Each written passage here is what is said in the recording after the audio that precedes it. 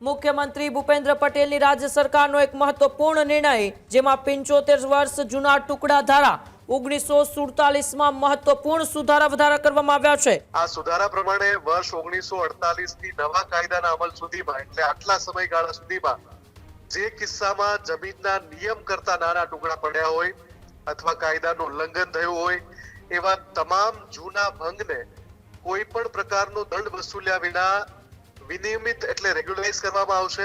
આ નિર્ણયથી શહેરી વિસ્તારોમાં બિનખેતી એની પ્રક્રિયા, બાંધકામ અને જમીન લેવેચના જે વ્યવહારો છે એ ઝડપી બનશે। બીજું, રેવન્યુ કોર્ટમાં ચાલતા વર્ષો જૂના કેસનો કાયમી નિકાલ આવશે।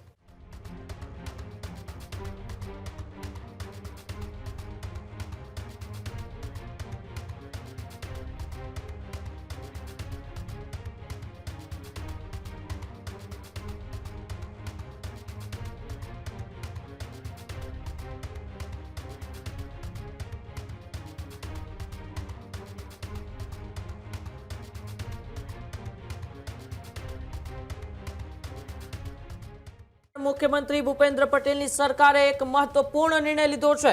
જ્યાં મુખ્યમંત્રી ભૂપેન્દ્ર પટેલની રાજ્ય સરકારનો એક મહત્વપૂર્ણ નિર્ણય, જેમાં 75 વર્ષ જૂના ટુકડા ધારા 1947માં મહત્વપૂર્ણ સુધારા વધારા કરવામાં આવ્યા છે।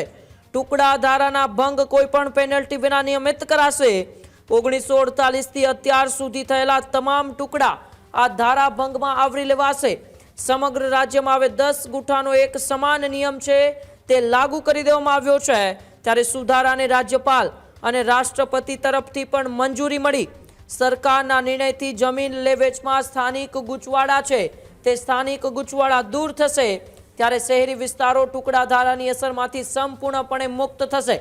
સરકારના નિર્ણયથી શહેરોના વિકાસને નવી ગતિ મળશે। ત્યારે સુધારાથી રાજ્યના લાખો ખેડૂતો, જમીન ધારકોને મોટી રાહત મળશે। જમીન સંબંધી વિવાદોમાં નાણાં અને સમયનો એક કાયમી અંત આવશે। ત્યારે ટુકડા ધારા 1947 છે, જે 75 વર્ષ જૂનો જે ધારો હતો તેમાં અત્યારે ફેરફાર કરવામાં આવ્યો છે અને હવે ટુકડા ધારાના ભંગ કોઈ પણ પેનલ્ટી વિના નિયમિત રીતે કરાશે। એટલે કે 10 ગુઠાનો એક સમાન નિયમ છે તે રાજ્ય સરકાર દ્વારા અત્યારે લાવવામાં આવ્યો છે અને રાજ્ય સરકારનો આ મહત્વપૂર્ણ નિર્ણય અત્યારે સામે આવી રહ્યો છે। ત્યારે મુફદ્દલ મારી સાથે ફોન લાઈન ઉપર જોડાયેલા છે। મુફદ્દલ, જે રીતે મુખ્યમંત્રી ભૂપેન્દ્ર પટેલની સરકારનો ઐતિહાસિક નિર્ણય છે, જેમાં 75 વર્ષ જૂના ટુકડા ધારા 1947માં મહત્વપૂર્ણ ફેરફારો થયા છે। બિલકુલ ઉમંગ, ઘણા સમય પહેલા જ તે આ જે ટુકડા ધારા 1947 છે એમાં ધરખમ સુધારા કરવાની રાજ્ય સરકારે સૈદ્ધાંતિક મંજૂરી આપી દીધી હતી અને હવે આ જે સૈદ્ધાંતિક મંજૂરી છે એને રાજ્યપાલની મંજૂરી મળ્યા બાદ રાષ્ટ્રપતિની પણ મંજૂરી મળી ગઈ છે, જેનાથી હવે આ નવા જે સુધારાઓ છે એ લાગુ પડાશે, વટહુકમ પ્રસિદ્ધ થશે।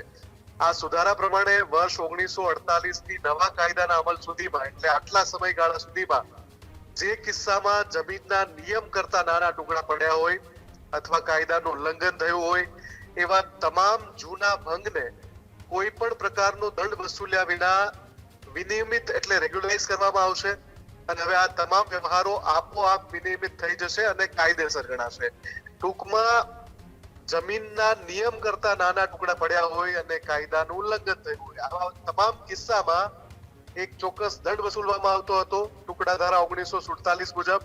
એ દંડ હવે દૂર થઈ ગયો છે અને બીજી સૌથી અગત્યની વાત છે કે એ જે આવા કિસ્સા હોય એને દંડ વિના જ રેગ્યુલાઇઝ કરી દેવામાં આવશે, એટલે કે આવા તમામ વ્યવહારો છે વિનિયમિત થઈ જશે। રાજ્ય સરકારે ખાસ કરીને શહેરીકરણની ઝડપને ધ્યાનમાં રાખીને આ સિવાય મહાનગરપાલિકા, નગરપાલિકા અને શહેરી વિકાસ સત્તા મંડળ એટલે કે આપણે જેને ઓઢા ગોઢા તરીકે જે ઓળખીએ છીએ આ તમામ વિસ્તારોને આ ટુકડા ધારામાંથી સંપૂર્ણપણે મુક્તિ આપી છે। આ નિર્ણયથી શહેરી વિસ્તારોમાં બિનખેતી એની પ્રક્રિયા, બાંધકામ અને જમીન લેવેચના જે વ્યવહારો છે એ ઝડપી બનશે। આની સાથે સાથે અત્યાર સુધી જંત્રીના 10% પેનલ્ટી ભર્યા પછી પણ વ્યવહાર કાયદેસર થતા નહોતા અને ફોક ગણાતા હતા, પણ આ સુધારાથી હજારો બોનાફાઇડ ખરીદદારોના જમીન ટાઇટલ ક્લિયર થશે। બીજું, રેવન્યુ કોર્ટમાં ચાલતા વર્ષો જૂના કેસનો કાયમી નિકાલ આવશે। અગાઉ રાજ્યના અલગ અલગ વિસ્તારોમાં પિયત, બિનપિયત, બાગાયત અને જીરાયત જમીન આ તમામ માટે ટુકડાના માપદંડો અલગ અલગ હોવાથી એક સામાન્ય ખેડૂત મૂંઝવણમાં રહેતો હતો, પણ હવે આ જટિલતા દૂર કરી દેવામાં આવી છે. ગુજરાતના ગ્રામીણ વિસ્તારો માટે લઘુત્તમ ક્ષેત્રફળ 10 ગુંઠા નક્કી કરવામાં આવ્યું છે અને આ જે સુધારો થયો છે એનાથી રાજ્યના લાખો ખેડૂતો અને જમીન ધારકોને મોટી રાહત મળવાની છે એ નિશ્ચિત છે. ખેડૂત ભાઈઓ છે ખેતરમાં ડ્રોન ઉડાવતા હોય છે ત્યારે આપણે એક પ્રશ્ન સતાવતો હોય છે કે જે આપણે અત્યાર સુધી જીપીએસ ટેકનોલોજી વાળા ડ્રોન વાપર્યા છે, જેથી કરીને મોબાઈલ ટાવર છે અથવા તો હાઈ ટેન્શન લાઈન પસાર થતી હોય, કોઈ વૃક્ષો હોય, ત્યારે જે જીપીએસ ટેકનોલોજી વાળા ડ્રોન છે એમાં ટકરાય અને ટ્રેસ થાય છે. પણ એગ્રીવન લાવ્યું છે GNSS ટેકનોલોજી ડ્રોન, જેથી કરીને એ ડ્રોન છે એ કોઈ જગ્યાએ ટકરાય નહીં, પોતાની રીતે જ ડિસિઝન લે છે અને મૂવ થઈ જાય છે, જેથી કરીને GNSS ટેકનોલોજી ડ્રોન છે એ વાપરવાનો આગ્રહ રાખો.